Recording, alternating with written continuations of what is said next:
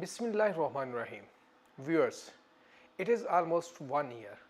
President Xi Jinping has presented the vision of Global Security Initiative at the Boao Forum 2022.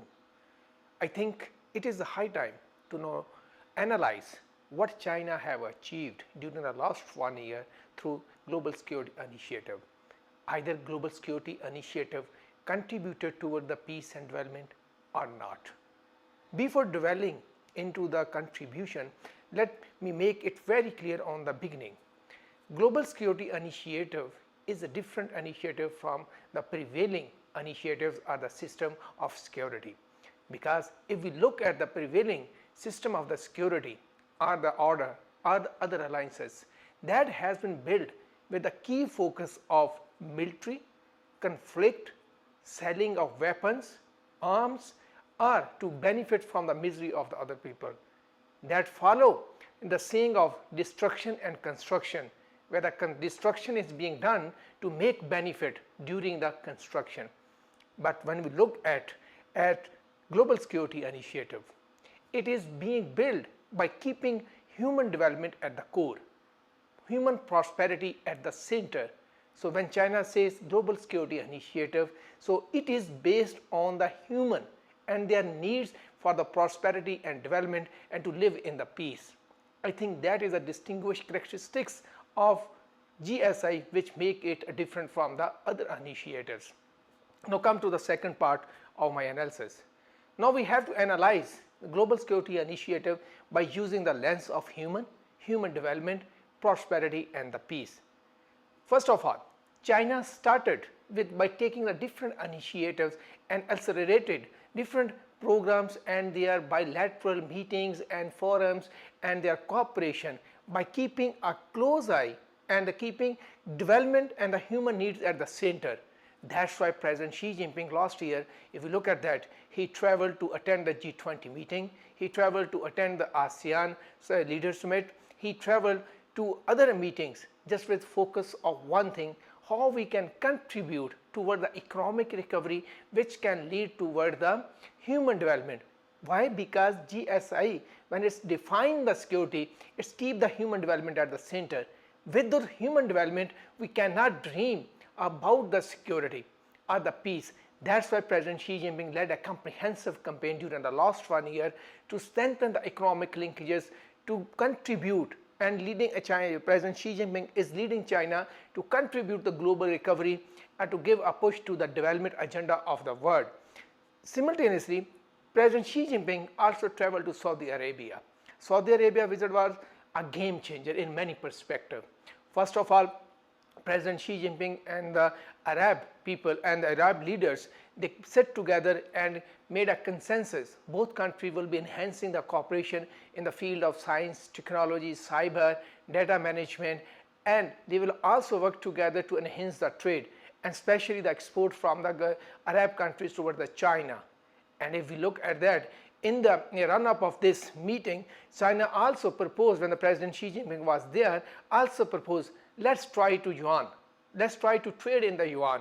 That will be a major game-changing event if it will happen in the coming years, because it will enhance the value of the yuan and it will also create a problem for the countries which are basing their economy on the dollar. But simultaneously, President Xi Jinping also marched its troops towards the African countries. President Xi Jinping asked his diplomats and the development practitioners go and work with the African countries, help them to realize their dream of economic growth and the development. Let's create economic and the prosperity opportunity and livelihood opportunities for the people in Africa.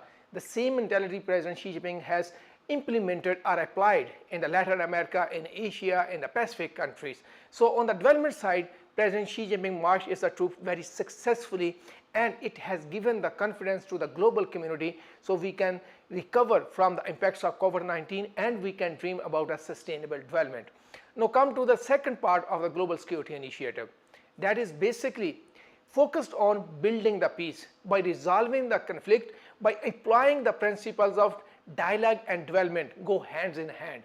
On this front, one major achievement is an agreement between Iran and Saudi Arabia. I think that agreement has far-reaching impact on not only the Muslim world and the region but also on the world.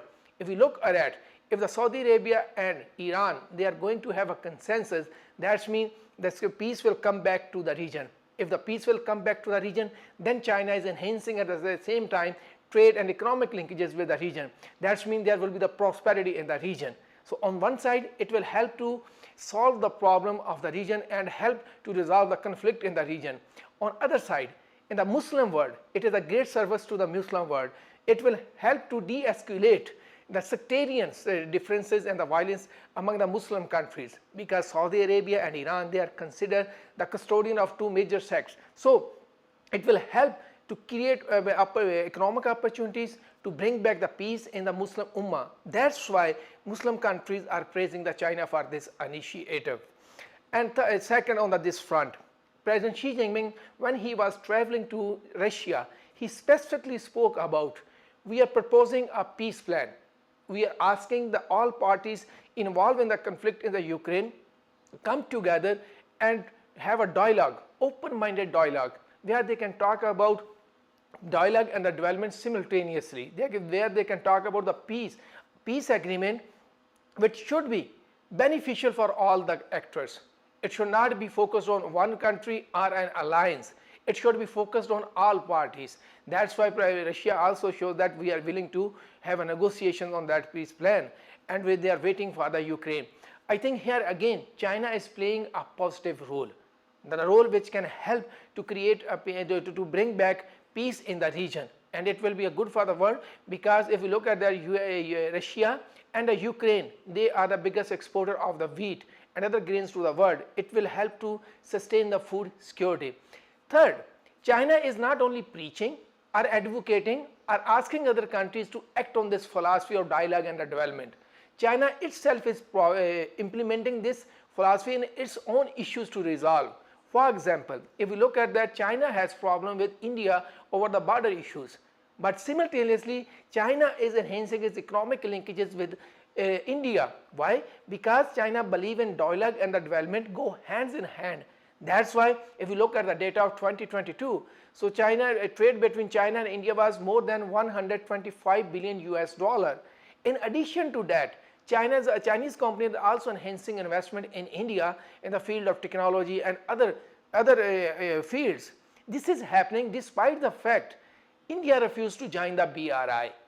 That means what China is preaching through the GSI, China is also implementing its own dealings and in its own business. That shows that China is confident, and China only preach that what China practice for herself. So by keeping in mind these all issues, and one more thing which I want to highlight about the China and India, this is also best example to understand Chinese ontology of international relation, where the China say work on the transformation of relation. If you are enemy, become neutral. If you are neutral, become the friends. If your friend, lead to the brotherhood. I think that is the best example which can tell us, or which can help us to understand Chinese ontology of international relation. So by looking at these factors, in the end we can say the GSI, China did not only present it as only an idea or just a big talk. China is taking it very seriously. China is working hard to make it successful. And the example of Iran and Saudi Arabia, China and India and other development initiative shows that China is committed to the concept of the GSI. That means peace and development, they are interrelated, and we should work on both simultaneously.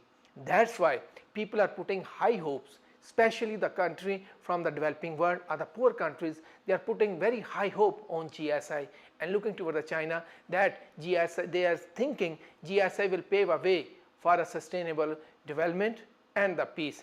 It will also help to construct a community with the shared future. Thank you.